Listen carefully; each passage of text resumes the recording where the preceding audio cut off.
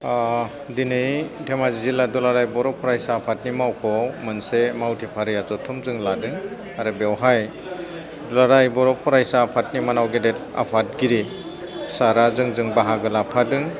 दा जोङो थारैनो मावथि फारिया जथुम होनोब्ला जोंनि दुलाराय बर' फरायसा आफादनि जि दखरा आफादनि इउनिट आफादनि जिल्ला आफादनि मावथिफोरा बोरै जोङो माहारिनि जि मावनां खामानिफोर बेखौ मावनांगौ, जेरै जोंनि आफादारि खामानिफोर थायो बे आफादारि खामानिफोरखौ जेरै मावनांगौ, बेनि सायाव जोंनि दुलाराय बर' फरायसा आफादा गेजेर गेजेर सम मोनोब्लानो जोंनि जि मावथि फारिया जथुम बेखौ लानाय जायो।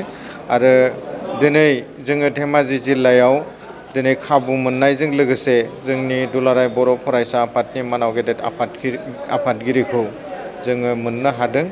आरो दिनै जोङो दुलाराय बर' फरायसा आफादा माहारिनि थाखाय, हारिनि थाखाय जि मावनां खामानिफोर आरो जि सावरायनाया सरकारजों जाबाय थादों, जि सावरायनाया सोलोंथाइ बिफान, सोलोंथाइ मन्थ्रि आरो आसामनि गिबि मन्थ्रिजों जाबाय थादों, बेफोर बाथ्रायाबो सावरायजादों। आरो जोंनि जि आफादनि मावनां हाबाफोर, बे मावनां हाबाफोराबो थारैनो जोङो बोरै मावनांगोन, जोंनि मावथिफोरा बोरै जानांगोन आरो जोङो बबे फारसे दावगालांनांगोन, माहारिबादखौ जों बोरै लांनांगोन, बे गासैबोनि बिथिङाव सावरायनाय जायो। आरो आं सानो जिल्ला आफादनि आफादगिरि महरै जे दिनैनि जि जोंनि मानाव गेदेर आफादगिरिया बाहागो लानाय जि जोंनि मावथि फारिया जथुम, बियो थारैनो जोबोद मोजां जादों। बेखौ आङो नोंथांमोननि गेजेरजों फोरमायगोन। आरो बे समाव नोंथांमोना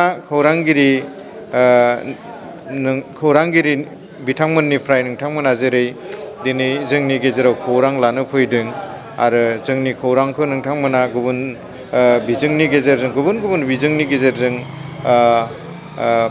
फोरमायगोन एबा फोसावगोन।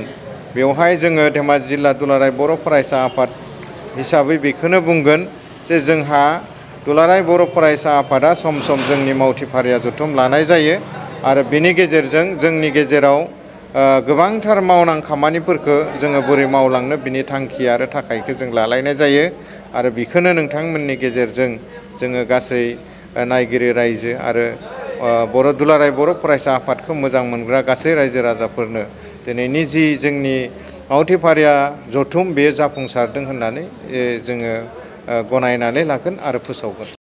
धेमाजि जिल्ला दुलाराय बर' फरायसा आफादा जिहेतु जोंहा मोनद' दखराफोर दङ, बे मोनद' दखरायाव जोंनि दुलाराय बर' फरायसा आफादनि दखरा दैदेनगिरि, आफादगिरि नेहाथारि आरो गुबुन गुबुन बिबाननि दैदेनगिरिफ्रा दखरानि रायजोफोरजों आरो बेवहाय थानाय दखरानि गुबुन गुबुन बर'नि माहारियारि आफादफोरनि दैदेनगिरिफोरजों बाहागो लानानै दिनैसिम पन्सायत रिडिलिमिटेसननि थाखाय खामानि मावबाय दङ।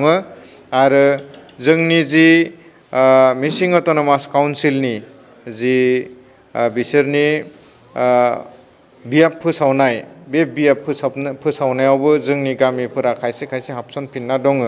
बेनि सायावबो नायबिजिरनाय सोलिगासिनो दङ। आरो खोब जोङो रिसेन्टलि जाय अथ'रिटिनो बेनि फोरमायलाय होनायनि मोनथाय होना दोनदों, बिथांनिसिमबो जोङो थांगोन।